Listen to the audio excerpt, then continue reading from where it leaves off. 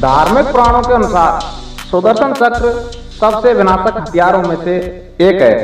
श्री कृष्ण के सुदर्शन चक्र से जुड़ी कई कहानियां पुराणों में मिलती हैं। भागवत पुराण में वर्णित है कि यह चक्र किसी भी खोई हुई वस्तु को खोज लाने में सक्षम था।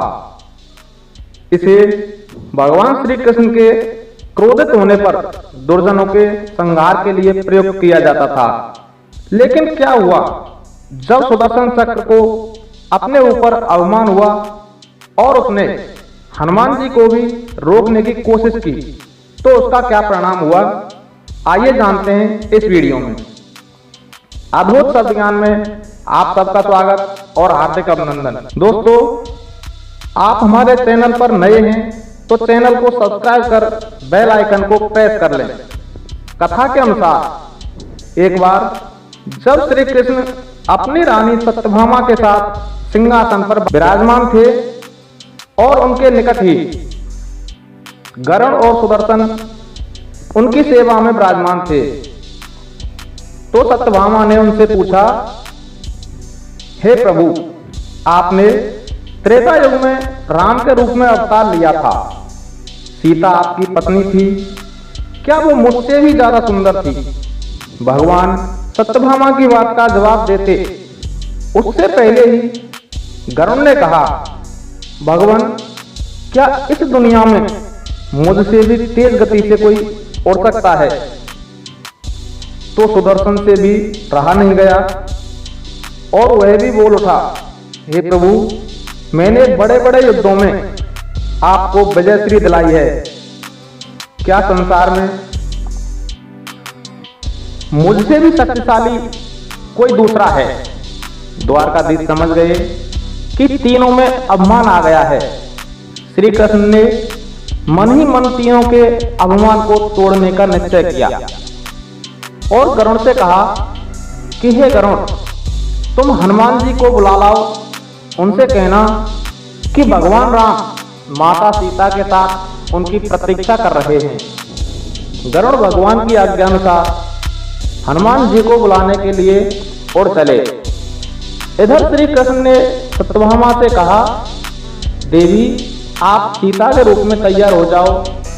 और स्वयं श्री कृष्ण ने राम का रूप धारण कर लिया।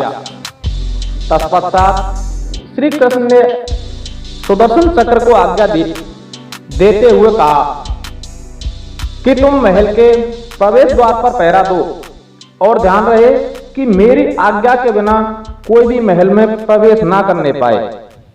इस प्रकार भगवान की आज्ञा अनुसार सुदर्शन महल के प्रवेश द्वार पर तैनात हो गया।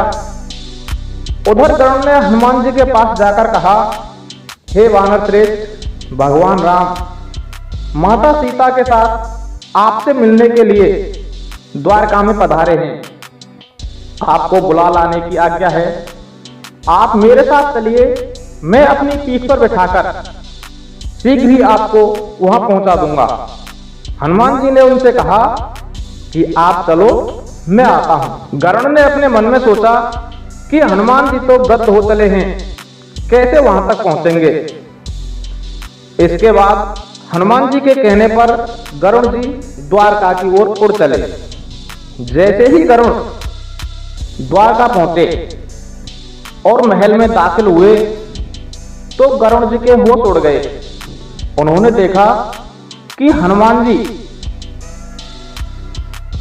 तो उनसे पहले ही वहां पहुंच चुके थे। यह देख गरुड़ का सिर लज्जा से झुक गया। तभी श्री राम के रूप में श्री कृष्ण ने हनुमान जी से कहा कि हे पवन पुत्र, तुम बिना आज्ञा के महल में कैसे प्रवेश कर पाए? क्या तुमको किसी ने प्रवेश द्वार पर रोका नहीं था?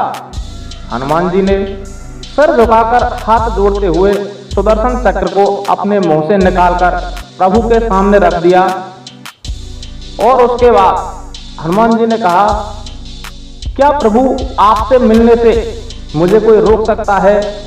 इस चक्र ने रोकने का प्रयास किया था, इसलिए इसे मैं मुंह में रखकर आपसे मिलने आ गया, मुझे क्षमा करें। भगवान मंद मंद मुस्कुराने लगे। अंत में बजरंगबली ने हाथ जोड़ते हुए श्री राम से प्रश्न किया कि हे प्रभु, मैं आपको तो पहचानता हूँ, आप ही श्री कृष्ण के रूप में मेरे राम हैं, लेकिन आज आपने माता सीता के स्थान पर किस दासी को उनका सम्मान दे रखा है। यह सुनते ही रानी सत्यभामा का अहंकार चूर चूर हो गया। इस प्रकार रानी सत्यभामा, सुदर्शन चक्र और गरुण तीनों का अहंकार बजरंगबली ने चूर चूर कर दिया। उम्मीद करता हूँ आपको यह वीडियो अवश्य ही पसंद आई होगी। ऐसी ही अन्य पौराणिक कथाओं के लिए हमारे चैनल को लाइक करें, शेयर करें और सब्सक्राइब करें। धन्यवाद।